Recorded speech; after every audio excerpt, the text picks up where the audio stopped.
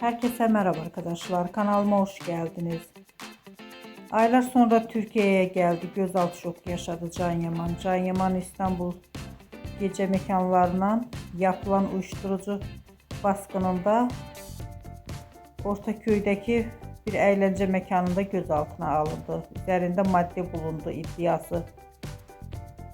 Hürriyet gazetesinin haberine göre Can Yaman'ın üzerinde uyuşturucu madde bulunduğu için gözaltına alındı. Ayrıca Can Yaman hakkında uyuşturucu kullandığına dair suçlamaları olduğu bir ihbar ve ifadenin olduğu da öğrenildi.